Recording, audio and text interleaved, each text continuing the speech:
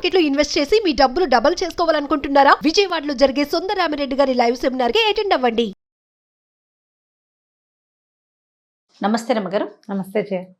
రమగారు, వివాహేతర సంబంధాలు, స్నేహాలు కాపురాల మీద ఎలాంటి ప్రభావాన్ని చూపిస్తున్నాయి? ఇప్పుడు ఎక్కువ కనపడుతున్నాయి కదా. అవును, ఇదివరకు కూడా ఉండేవి జయ. అవేమి ఇవాళ కొత్తగా వచ్చేసినవి కాదు, ఉన్నాయి ముందు నుంచి కూడా. అయితే అప్పటి కాలం, ముందు కాలం ఏంటంటే ఆడవాళ్ళకి ఇన్సెక్యూరిటీ, ఫ్యామిలీస్లో ఎవరు వాళ్ళని వెనక్కి తీసుకోకపోవటము, భర్తలకు ఏదైనా ఎక్స్ట్రా మ్యారిటల్ అఫైర్స్ ఉన్నాయనుకో అప్పుడు వీళ్ళు చాలా కష్టపడేవాళ్ళు. ఇందులో ఏంటంటే రకాలు ఉంటాయి. ఎక్స్ట్రా మ్యారిటల్ అఫైర్ ఉన్నా కూడా సంసారాన్ని ఏ రకంగానూ చెదరనివ్వకుండా, డిస్టర్బ్ చేయకుండా ఉంచుకునే జనం కొంతమంది. బాగా ఆస్తి స్వాస్తులు ఉంటే ఏదో కొంత ఆస్తి అటు పోనిచ్చినా మిగిలిందంతా జాగ్రత్త చేసి వీళ్ళని చూసుకుని, ఇందులో భార్యలు చాలా కష్టంగా ఉన్న మనసుకి పెద్ద ఇబ్బంది లేదు కాబట్టి ఏదో సర్దుకుని ఉండేవాళ్ళు. పైగా ఈ మగవాళ్ళ ఇలాంటి దౌష్ట్యాలకి సమాధానం చెప్పగలిగే స్థితి ఆనాడు ఉండేది కదా. మగాడు వాడిది ఏముంది అని తల్లిదండ్రులు కానీ స్నేహితులు పెద్దవాళ్ళంతా కూడా సపోర్ట్ చేసేసేవారు మగవాళ్ళని. మనకున్న ముందున్న చరిత్రలో కూడా రమగారు, రాజులు తీసుకున్నా, పురాణ ఇతిహాసాలు తీసుకున్నా కూడా ఇద్దరిద్దరు ఉండటం అట్లా సహజం కదా. అది దాని ప్రభావం ఏమన్నా ఉంటుంది. అట్లా కూడా ఆడవాళ్ళు కొంచెం తొందరగా పెద్దవాళ్ళు అయిపోతారు, మగవాళ్ళకి ఇంకా యవ్వనం ఎక్కువ కాలం ఉంటుంది. ఏవో రకరకాల రాములవారు వచ్చినాకే కదండి ఒకే భార్య అనే సిద్ధాంతం బాగా నాటుకుపోయింది. ఒకే భార్య. అబ్బే, రాముల వారి తరంలో దాంట్లో మాత్రం ఎక్కడో ఉంటాం జయ. మనం ఇలాంటి భావాల్లో ఉంటుంటాం. ఒకే భార్య ఉన్న రాముల వారి తండ్రికి ఎంతమంది భార్యలు ఉన్నారు? 3 భార్యలు ఉన్నారు. ఆయన పెట్టుకున్నాడు సిద్ధాంతం. అదే నేను ఆయన పెట్టుకున్న దగ్గర నుంచి పెట్టుకున్న తర్వాత ఇప్పుడు ఆ తర్వాత వచ్చిన మహాభారతంలో అందరు బోళ్ళంత మంది భార్యలు లేరా? కృష్ణుడికి లేరా? ధర్మరాజుకి లేరా? భీముడికి లేరా భార్యలు? అంటే ఆయన వ్యక్తిగతంగా పెట్టుకున్న సిద్ధాంతమే అనుకోవాలి మనం. అది ఆయన తన సిద్ధాంతం ఏకపత్ని వ్రతుడుగా ఉంటానని పెట్టుకున్నాడు ఆయన. అయితే ఆయన్ని ఎవరైతే నమ్ముతారో వారు దాన్ని ఫాలో అయ్యేవారు.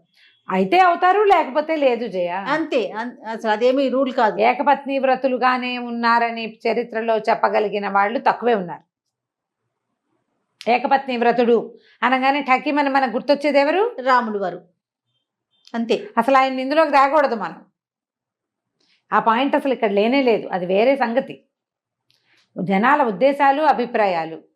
అయితే క్రమంగా ఎక్స్ట్రా మ్యారిటల్ అఫైర్ పెట్టుకుని ఆమె కోసం వెళ్ళిపోయి ఈ సంసారాన్ని వదిలిపెట్టేసేవాళ్ళు.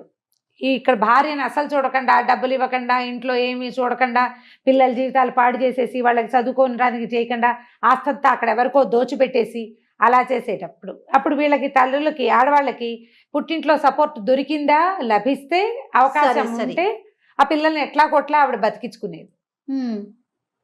తర్వాత కాలంలో ఆడవాళ్ళకు కూడా ఉద్యోగాలు, చదువులు వచ్చాక కూడా మగవాళ్ళ ఇలాంటి దౌష్ట్యాలని సమాజం కోసం, ఒంటరిగా ఉంటే తనకి ఇలాంటివేవో దిక్కుమాలిన పరిస్థితులు వస్తాయన్న భయంతో, సెక్యూరిటీ కోసం తండ్రిని వదిలిపెట్టేసింది అంటే పిల్లలకి పెళ్ళిళ్ళు కావన్న భయాలతోటి సర్దు కూరుకునేవాళ్ళు.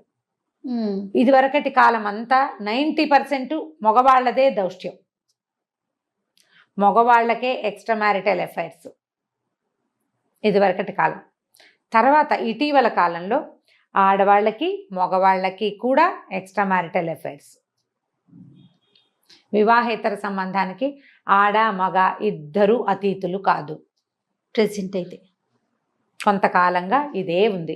ఆడవాళ్ళు ఎప్పుడు పతివ్రతలుగాను ఉండటం లేదు, మగవాళ్ళు ఏకపత్ని వ్రతులుగాను ఉండట్లేదు. వాళ్ళది ఎక్కువ, వీళ్ళది తక్కువ అని చెప్పడానికి వీలే లేదు. మనం నిన్నటికి నిన్న పెళ్లి ఇష్టం లేక ఆ పిల్ల ఎవరో ఒక కుర్రాడి పేక్ కోసేసిన కేసు చూసాం. అంతకుముందు కాలంలో మనం ఏం చేసాము, మనం చూసిన కేసులు, ప్రేమించట్లేదని అమ్మాయి కొబ్బరి బండాలు నరికే కత్తితో నరికేసిన ఒక దుర్మార్గుడిని చూసాం.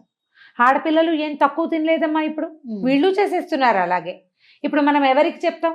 అంతేగా కదా. అఫైర్ దాకా వెళ్ళొద్దు. స్నేహాలు, ఇవి మనకి సెల్ ఫోన్ అనేది మన జీవితంలోకి ప్రవేశించాక ఈ అఫైర్స్, స్నేహాలు ఇవన్నీ మన జీవితాల్లోకి సక్సెస్ఫుల్గా వచ్చేసినాయి. చాలా ఈజీగా, చాలా సింపుల్గా, ఎవరికీ తెలియదు, తెలియకుండా జరిగిపోతాయి. ఫోన్లలోనే కాపురం చేసేస్తారు.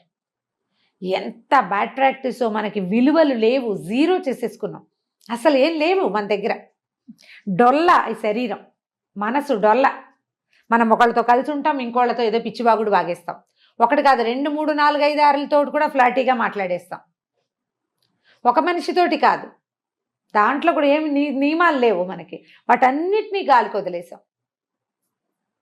ఇందాక ఒక మంచి పదం చెప్పారు సురమ్మ గారు, ఫోనుల్లోనే కాపురాలు చేసేస్తున్నారు. ఇంకా ఆఫీస్ ఫ్రెండ్షిప్లు, ఆఫీసుల్లో ఫ్రెండ్షిప్లు, ఈ ఇంట్లో ఫ్యామిలీ ఉంటుంది, అతనికి అమ్మాయికి కూడా వీళ్ళిద్దరికి స్నేహాలు. ఇప్పుడు ఎక్స్ట్రా మ్యారిటల్ అఫైర్స్, మగవాడి దౌష్ట్యం దుర్మార్గం అని అంటానికి మనకేముంది? అవతలది ఆడదాంతోటే కదా సంబంధం. ఇప్పుడు ఆడవాళ్ళ వల్లే కదా మనకి సమస్య. అది మంజాతే కదా, మంజాతే ఖచ్చితంగా. ఇప్పుడు వాళ్ళకి ఏదో దుర్మార్గం, చెడు అలవాట్లు ఉన్నాయి, ఇలాగ ఎక్స్ట్రా మ్యారిటల్ ఇవి ఉన్నాయని సెపరేట్ అయిపోతారు. వీళ్ళు ఒంటరిగా ఉన్నారని తెలిస్తే వీళ్ళకి ఇంకో 4, 5 ట్రై చేస్తారు. కొన్నాళ్ళు వీళ్ళు కూడా అదే దారి పడతారు. పట్టకుండా ఉండే పరిస్థితి లేదు, మనం సమాజంలోకి వెళ్తున్నాం కదా. విలువ, ఒక బంధానికి ఒక విలువ అనేది ఉంటే మనం ఇది చేయకూడదు. ఏం ఒట్టి మాటలేగా అంటారు కొంతమంది. ఒట్టి మాటలైతే ఎవరితోటైనా బూతులాడేస్తావా నువ్వు? ఒట్టి మాటలైతే చెప్పు. పైగా వీడేదో చేస్తాడు, నేను ఇలాగే చేస్తాను అంటాడు. ఆ భార్య చేస్తే ఒప్పుకోగలరా? మీ ఇద్దరు చెరొకళ్ళతోటి ఎవరో ఒకళ్ళతోటి ఏమిటేమిటో చేసేస్తుంటే మీ మధ్యలో ఉన్న ఈ మీ అమ్మా నాన్న, వాళ్ళమ్మా నాన్న, మీ ఇద్దరికి కలిపి పుట్టిన పిల్లలు, మీ సొంత సమాజం ఏమవ్వాలి? తిలోదకాలు ఇచ్చేసాం మనం విలువలకి, అంతే.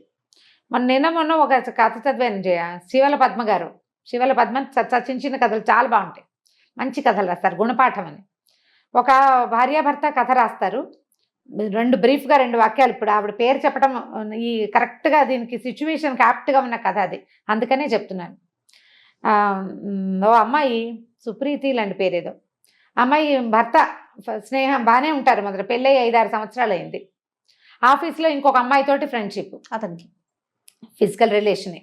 నేను వదిలిపెట్టను, ఏం చేసుకుంటావో చేసుకో, అందరూ ఉండట్లా, అందరు ఆడాళ్ళలాగా పడి ఉండమంటాడు అమ్మాయిని. అమ్మాయికి పడి ఉండటం ఇష్టం లేదు. అత్తగారు ఏదో చీర కొనుక్కోవడానికి డబ్బులు ఇస్తే, మీరు ఇప్పుడు 2 సార్లు ఇద్దరికి ఇవ్వాలి, నాతో పాటు మీ కొడుకు ఉంచుకున్న అమ్మాయి కూడా ఉంది, ఆవిడ కూడా ఇవ్వాలి కదా అంటుంది. ఓ తల్లి కేకలేస్తుంది, ఏమిట్రా అంటే అదన్నీ పిచ్చివాగుడు వాగుతుంది అంటాడు. ఇది భార్యాభర్త మధ్యలో వాళ్ళిద్దరే కొట్టుకుంటూ ఉంటే బాగుంటుంది. అందరికీ తెలిస్తే ఎంత ఆక్వర్డ్గా ఉంటుంది. ఆ అమ్మాయి ఏం చేస్తుంది, పడుండమంటాడు మొగుడు, సత్యనారాయణ వ్రతం పెట్టుకున్నామని అందరినీ పిలుస్తుంది. పినమావ గారు వాళ్ళు వీళ్ళు వచ్చినప్పుడు, ఎందుకమ్మా మమ్మల్ని అందరినీ పిలిచి ఇప్పుడు ఏమిటి పెట్టుకున్నారంటే, మా ఆవిడ ఉంచుకున్న అమ్మాయి ఉంది, అమ్మాయికి చూపిద్దామని, మీకు పరిచయం చేయటానికి అని చెప్తుంది. ఈ ఉంచుకోవటం అనే పదం ఎంత అసహ్యంగా ఉంది జయ. ఈ మాట ఎవరికి వాళ్ళు ఇది నా మీదకి రావటం అనేది ఆలోచించుకుంటే కదా మనకి సిగ్గొచ్చేది. ఇప్పుడు ఆడవాళ్ళ ప్రమేయం లేకుండా ఈ ఎక్స్ట్రా మ్యారిటల్ అఫైర్ అనేది కుదరదు కదా. ఎట్లా కుదురుతుందండి? 2 చేతులు కలిస్తేనే కదా, అవతల మనిషి ఆడమనిషి అయితేనే కదా ఇది కుదిరేది. ఆ మనిషికి కూడా ఉండాలి కదా. ఇంతకీ అమ్మాయి కూడా వస్తుంది భర్తతో కలిసి. అతనికి ఆఫీస్ కొలీగు భర్తతో కలిసి సత్యనారాయణ వ్రతానికి వస్తుంది.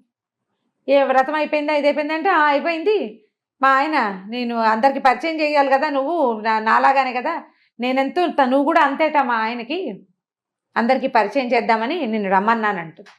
ఏం మాట్లాడుతాను? అవును మరి చెప్పాడు క్లియర్గా, ఆ మాట చెప్తున్నాడు కదా. మరి అదేమిటో మీ ఆయన కూడా అలాగే అంటే బాగుంటుంది కదా. నా అమ్మాయి భర్త ముందే చెప్తుంది. ఆఫీస్ ఫ్రెండ్స్ వాళ్ళిద్దరూ సంబంధం మెయింటైన్ చేస్తారు, ఇద్దరు కలిసి ఫోన్లలో మాట్లాడుకుంటారు, ఎక్కడికైనా వెళ్ళి స్పెండ్ చేస్తారు. ఆ అమ్మాయికి అమ్మాయి సంసారం ఉంది, ఇతనికి ఇతని సంసారం ఉంది. ఆ అమ్మాయి భర్తకి ఏం తెలీదు, ఈ అమ్మాయి ఇతని భార్యకి మాత్రం తెలుసు. ఆ అమ్మాయి ఒప్పుకోదు. ఏమంటుంది, ఇప్పుడు నేను కూడా 6 ఏళ్ల నుంచి నేను నీతో కలిసి ఉంటే నేను నచ్చక నువ్వు నచ్చలేదు, నేను ఆ అమ్మాయిని చూస్ చేసుకున్నాను అంటాడు. అయితే వెళ్ళి దాంతోనే కాపురం చేయండి, అది కాపురం వదిలిపెట్టుకుని రాదు. ఇదే కదా ఎక్స్ట్రా మ్యారిటల్ అఫైర్ అంటే. ఈ అమ్మాయికి 1 పిల్ల కూడా ఉంది, చంటి పిల్లాడు ఎవరో ఉన్నాడు, 2 ఏళ్ల పిల్లాడు, 3 ఏళ్ల పిల్లాడు. తర్వాత ఏమవుతుందండి? ఇదే కథ ఎండ్ చేస్తారు. అతని భర్త ముందే మొత్తం అందరికీ ఓపెన్ చేసేస్తుంది. ఆ అమ్మాయి భర్తకి తెలిసిపోయింది. ఇప్పుడు అమ్మాయి పరిగెత్తుకుంటూ వెళ్ళిపోతుంది మొగుడు వెనకాల ఏడుస్తూ. మరి అమ్మాయికి సంసారం పాడు చేసుకోవడం ఇష్టం లేదు, జస్ట్ సరదా స్నేహం చేస్తుంది. నీ సరదా స్నేహం పాడవచ్చు, నీ సరదా స్నేహం ఇంకొక స్త్రీకి అపరిమితమైన కష్టాన్ని కలిగిస్తే ఎట్లా? అదే కష్టం నీకొస్తే నీ భర్త కూడా ఇలాంటివే చేస్తే అని వీళ్ళు ఆలోచించాలి. నా భార్య కూడా ఇలాంటిది చేస్తే నేను ఓర్చుకోగలని మగవాడు ఆలోచించాలి. సరదాగా మొదలు పెడతారు జయ, హాయ్ హలో గుడ్ మార్నింగ్లతో. నేను చూస్తాను కదా, నాకు వస్తాయి అలాంటి కేసులు జయ. కేసెస్ చూస్తారు. పొట్టిగా గుడ్ మార్నింగ్, మొదటి రోజు గుడ్ మార్నింగ్, ఒక 5-6 రోజుల తర్వాత ఇంకో ఏదో 2 వాక్యాలు. వీళ్ళు ఏదో డెస్పరేట్గా ఉంటారా, 2 వాక్యాలు, 2 కాస్త 4 అవుతాయి, 6 అవుతాయి, తర్వాత నీ ఫోటో పంపించు, నా ఫోటో పంపించు, నువ్వు నేను. ఈ నువ్వు నేనుగా మనతో పాటు తాళి కట్టి ఉంచుకున్న భార్య ఉంటుంది చూడు, అది నువ్వు నేనులో ఉండదు. దానికి ఏనాడు తెల్లారైతే శుభోదయాలు గుడ్ మార్నింగ్లు చెప్పరు వాళ్ళు, ఎవరికో చెప్తారు. ఇంట్లో ఉన్నది పనికిరాదు. అసలు నువ్వు గుడ్ మార్నింగ్ చెప్పక్కర్లేదు, శుభోదయం చెప్పక్కర్లేదు. పొద్దున్నే లేచిన భార్య మొహం బాగుందో లేదో అయినా అది కూడా చూడలేదు. ఆమె మూడ్ ఆఫ్గా ఉందో లేదో కూడా పట్టించుకోరు. వీళ్ళు ఫోన్లు ఒక్కుంటూ ఉంటారు. అంతే, భార్యలు భార్యలు కూడా అంతేనమ్మా. లేవగానే భర్త కాఫీ ఇద్దాం, ఇల్లు వాకిలి చూసుకుందాం అనుకోవట్లా. వీళ్ళు తెల్లవారుజామున వాకింగ్కి లేచిన దగ్గర నుంచి మెసేజ్లు పెడతారు. నాకు వస్తాయి కేసులు, అందుకని ఇంత క్లియర్గా చెప్తున్నా నేను. తెల్లవారుజామున వాకింగ్కి నిద్ర లేచి కృష్ణారామ అనుకోవటం మానేసి ఎవరికో గుడ్ మార్నింగ్ పెడతారు. ఇప్పుడు ఫ్రెండ్స్ గ్రూప్ ఉన్నాం మనం, ఒకళ్ళు గుడ్ మార్నింగ్ పెడితే అందరికీ వస్తుంది, పోనీ బాగుంది. నువ్వు స్పెషల్గా ఒకళ్ళకి ఎందుకు పెట్టాలి? ఓ పర్సన్కి పెట్టామంటే వాళ్ళు ఏదో స్పెషల్ అనే కదా. క్రమంగా ఈ స్పెషాలిటీ ఎక్కడికి తీసుకెళ్తుంది, దాని ఖరీదు నీ జీవితం అని నీకు ఎప్పుడైనా అర్థమవుతుంది. ఒక టైము, ఒక పద్ధతి, ఒక విలువ ఏమి నాకు తోచింది నేను చేసేయటమే, అంతే. ఎవరికి తెలియదు అనేది ఒక కాన్సెప్ట్ అయితే, నా ఇష్టం అనే ఇంకొక ఆలోచన రమ్మగారు. అమ్మాయిలకి అలానే ఉంది, అబ్బాయిలకి అలానే ఉంది. నీ ఇష్టం బాగానే ఉంది, ఓకే, నేను అస్సలు కాదను, మనం కాదనం, ఎవ్వరు కాదనరు.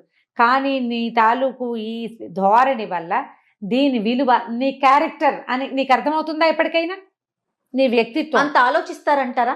ఆలోచించే కదా పెట్టుకునే వాళ్ళు అంత ఆలోచిస్తారు. నాకంటూ ఒక క్యారెక్టర్ ఉంది, నేను ఒక మనిషిని, అన్నం తింటున్నా, మర్యాద, నాకు ఒక మర్యాద, అది రోజు నేను అన్నం తింటాను. ఇప్పుడు ఇది ఓపెన్ గా ఒకళ్ళ ముందు ఇది ఓపెన్ అయిపోతే, వీళ్ళిద్దరికి సంబంధం ఉంది అని నలుగురిలో తెలిసిపోతే నీకు ఓకేనా? తెలియజేయటం ఇష్టం ఉండదు. అలా తెలియకూడదు. అట్లా తెలిస్తే బాగుండదు, మర్యాద కాదు. అవి తెలియచేస్తే పెళ్ళాలని తిడతారు, వాళ్ళు చేస్తారు, వీళ్ళు చెప్పకూడదు, నోరు విప్పకూడదు. అది చాలా తప్పుగా తోస్తుంది. ఎంత దిక్కుమాలిన ఆలోచన విధానం అంటే ఇది. మనకు ఒక క్యారెక్టరు, దానికి ఒక విలువ, మన జీవితానికి ఒక మర్యాద, మనతో ఉన్న ఫ్యామిలీకి ఒక మర్యాద, మన పెళ్ళానికి ఒక విలువ, లేదా మన భర్తకు ఒక విలువ. నీకు ఇష్టం లేదు పెళ్ళి, నువ్వు ముందే ఎందుకు చేయవు? పోనీ వీడు నచ్చలేదు, ఏదో కుదరలేదు, ఎవరితోటో ఫ్రెండ్షిప్, వాడు నచ్చకపోతే ఇంకోటి, అది నచ్చకపోతే. జంతువులమా మనం? జంతువులం కాదుగా. ఎందుకు చక్కగా వేషభూషాలు అన్నీ మనకి? జంతువుల్లాగా అడవిలోకి వెళ్ళిపోతే హాయిగా వస్త్రాలు ఉండవు, ఫ్యాషన్ ఉండదు, ఎలా పడితే అలా ఉండొచ్చు. నీకు అవి ఎలా విశృంఖలంగా చేస్తాయో ఆ విశృంఖలతని మన దైనందిన జీవితంలో విత్ సెల్ ఫోన్ చేసేస్తున్నాం మనం. ఆలోచించండి, ఎక్కడికి పరిగెడుతున్నాం? మనం ఎంత సంపాదించినా, ఎంత పేరు తెచ్చుకున్నా, ఎంత బ్రైట్ ఫ్యూచర్ ఉన్నా, దాంతోపాటు క్యారెక్టరు, విలువ, వ్యక్తిత్వము, విలువ అనేవి 2 పెద్ద పాయింట్లు ఉంటాయి. ఆ 2 ఉంచుకోండి. జస్ట్ అవకాశం దొరకగానే, ఎవ్వరూ చూడలేదనగానే మనలో ఉన్న మృగాన్ని బయటికి తేకూడదు. మృగాన్ని తల పగలగొట్టి లోపల ఉంచుకోవాలి. ప్రతి వాళ్ళకి ఉంటాయి. ప్రతి మనిషిలోనూ ఒక చిన్న పిల్ల ఉన్నట్టే ఒక మృగం కూడా ఉంటుంది. దాన్ని తల మీద కొట్టాలి ఎప్పటికప్పుడు, అది స్పృహ తప్పి లోపల ఉండాలి. దాన్ని బయటికి రానివ్వకూడదు. ఈ మృగాల్ని బయటికి తెస్తే మీరు మనుషులుగా మిగలరు, సమాజం పాడైపోతుంది. ఇప్పటికే మనం పాడైపోయే దిశగా అడుగులు వేస్తున్నాం. మనం ఎవ్వరికీ చెప్పక్కర్లా, మనలో మనం మార్చుకుందాం. ఇప్పటిదాకా ఏం చేసాం, కనీసం ఇప్పుడు కట్ చేసుకుందాము. ఇప్పుడు ఈ పిచ్చిగా పెరిగిపోయే రెక్కల్ని కత్తిరిచ్చేసేయాలి. కరెక్ట్గా ఎగరడానికి సరిపడానే రెక్కలు ఉండాలి జయ. అవునండి, దేనికైనా దాన్ని మించి పెరగకూడదు. అది ఎక్కడో చోట చిక్కుకుపోతుంది. ఈ అక్కర్లేని బంధాలలో చిక్కద్దు. చిక్కకుండా ఉండాలని ప్రయత్నం చేయండి. ఉన్న బంధాన్ని శాశ్వతంగా కొనసాగించాలి. దానికి విలువ ఇవ్వండి, మీకు విలువ ఇచ్చుకోండి ముందు. రైట్, అప్పుడు ఇంకా ఏ సమస్యలు ఉండవు. నమస్తే రమ్మగారు. నమస్తే.